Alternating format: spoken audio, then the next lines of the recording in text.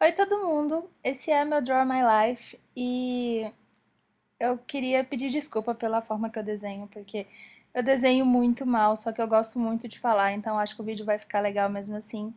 Olha só que desgraça esse desenho, pelo amor de Deus. Coitado, vocês estão vendo isso? Então, meu nome é Gleiciane, meu nome é separado e tem um apóstrofo no meio. É um apóstrofo, não um apóstolo. É um erro de cartório, mas dá pra fazer um vídeo só sobre esse erro. Eu nasci em 1991, numa cidadezinha chamada Poré, Goiás.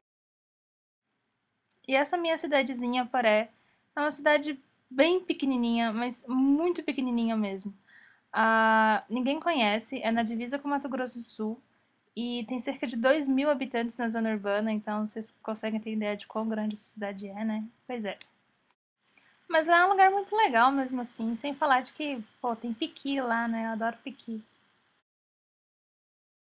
A minha história começa com os meus pais. Essa aí é a minha mãe. Olha que linda minha mãe. Então, meu pai era professor da minha mãe. Sim, ele dava aula pra ela. E eles tinham uma história bonita juntos e tal. Minha mãe fala que no começo ele era muito zoeiro com ela, ele era muito malvado com ela em sala de aula, ele pegava muito no pé. E foi dessa história meio zoada que eu nasci. Linda, banguela, careca, enfim, tudo que eu tenho direito.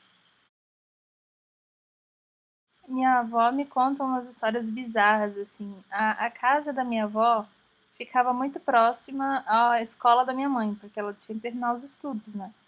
E eu ficava com a minha avó à noite e minha avó me levava pra mamar na minha mãe, tipo, à noite na escola, pelo buraco da tela da escola. Tá entendendo? O nível.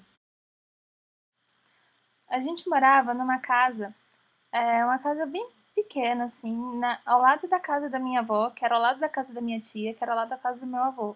Tipo assim, a rua quase toda era só nossa família. E a minha infância foi muito tranquila, foi muito normal, assim, porque eu sempre estava junto com a minha família era muito unida. E por ter uma família grande e também meu pai ter muitos conhecidos na cidade, ele resolveu se candidatar a prefeito da cidade. Não pense você que era uma coisa muito importante, assim, porque na verdade a cidade é tão pequena que um fazendeiro manda mais na cidade do que o próprio prefeito. Não sei se vocês conseguem entender isso. E foi uma época muito bizarra, assim, da minha vida, que eu lembro de umas coisas estranhas, campanha eleitoral, o pessoal pedia muita coisa. Isso sempre é conhecido pelos seus pais, não por você, sei lá. É meio estranho isso crescer numa cidade muito pequena. O meu pai ganhou a eleição e minha mãe ficava ao lado dele o tempo todo. E como eles trabalhavam muito, eu quase não via eles, então praticamente quem me criou assim foi a minha avó paterna. E a minha irmã sempre estava comigo. A gente tinha mais ou menos, eu tinha uns 8, ela tinha uns 4 anos de idade. E meu pai ser prefeito teve algumas coisas muito negativas na minha vida, e eu lembro assim que eu era meio excluída das crianças da cidade. Eu lembro que toda vez que a gente ia brincar, eu sempre era o copo de leite, nunca me deixavam jogar as coisas, as pessoas não conversavam direito comigo. E na escola também não era diferente, as crianças, eu tinha os meus amigos, mas era um pouco diferente, eu tinha um pouco de dificuldade de me enturmar. Então a minha infância toda foi nessa cidadezinha de 91 até 2001. E em 2001 meu pai perdeu a reeleição e a gente resolveu ir embora da cidadezinha, deixar a minha avó. Eu lembro que na época a gente tinha a opção de ir para Goiânia ou para Brasília. Meus pais preferiram ir para Brasília. Os dois são formados e os dois são professores, então eles pensaram ou a gente dá aula ou a gente abre um comérciozinho. E foi muito triste, eu lembro que a gente não queria deixar a minha avó. A gente passou a vida inteira junto com os nossos avós, tanto a avó materna quanto a avó paterna. Todo mundo muito junto, assim. E ir pra cidade totalmente nova, desconhecida. Foi bem difícil. Então viemos para Brasília e alguns meses aqui, os meus pais se separaram. E foi uma separação um pouco difícil, assim. Eles brigaram muito. E eu e minha irmã, a gente sempre assistiu tudo, assim. Então foi uma coisa bem traumática e bem do nada, assim, porque a gente não lembro deles brigando muito na nossa infância. E minha mãe arrumou um namorado e ela estava muito feliz com ele. E a gente se mudou de cidade, a gente foi para Cuiabá. Na verdade, Várzea Grande. E foi horrível deixar meu pai. A separação em si foi uma coisa muito ruim. Nenhum filho gosta de ver os pais separando. Só que Cuiabá era uma terra divertida, era um mix de emoção, na verdade. Cuiabá é uma terra muito, muito, muito quente e lá tem muito pernilongo. E foi uma adaptação complicadíssima pra gente, porque era totalmente diferente de qualquer outro lugar que a gente já tinha morado.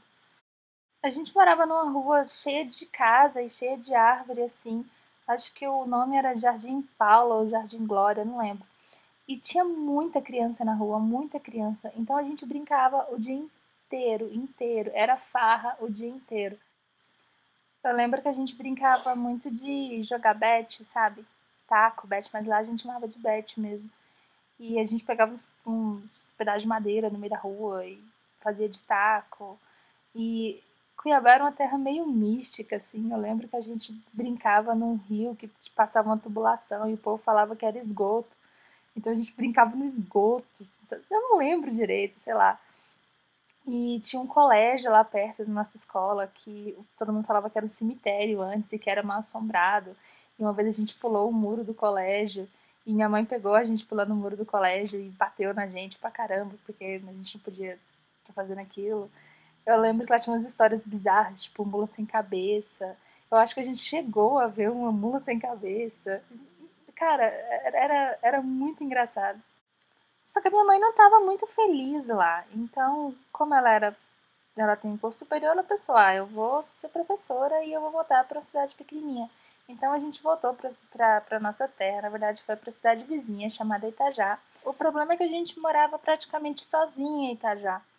A gente tinha uma senhora que cuidava da gente, mas a gente passava quase o dia todo sozinhas e minha mãe dava aula num vilarejo. Então era distante da cidade, a gente praticamente só via ela no final de semana. E era muito ruim porque sempre era só eu e minha irmã e minha mãe estava longe. E pra gente não ficar sozinha, resolvemos então morar com meu pai, voltar para Brasília. Então a gente voltou para Brasília e meu pai recebeu super bem a gente. Foi uma época muito feliz, assim, porque a gente tinha muita saudade do meu pai e a minha irmã veio junto comigo, porque a gente sempre ficou super junto, assim. E meu pai começou a arrumar namoradas. E eu lembro que meu pai teve várias namoradas, uma mais louca que a outra. Meu pai só arrumava mulher louca. E era meio bizarro, assim. A gente tinha um pouco de ciúme do meu pai, só que nem tanto, assim. E meu pai casou com uma dessas mulheres, eles ficaram juntos por um bom tempo. Eles se davam bem, assim. A gente se dava mais ou menos bem.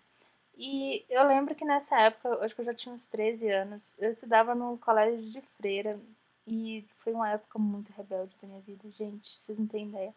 E eu tinha grandes amigas nessa minha escola, que elas são minhas amigas até hoje, só que a gente era mais amiga ainda.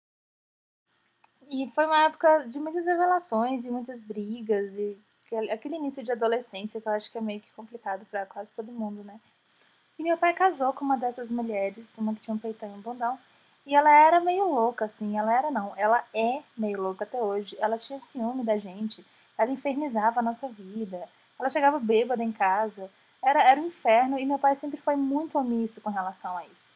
Vendo meu pai desse jeito, pô, a gente foi voltar de novo pra morar com a minha mãe. Minha mãe recebeu a gente super bem. A minha irmã cortou o cabelo, a minha irmã de cabelo curto. E a gente ficou com a minha mãe por mais alguns anos. Eu terminei o ensino médio lá em Itajá, na cidade pequenininha de novo.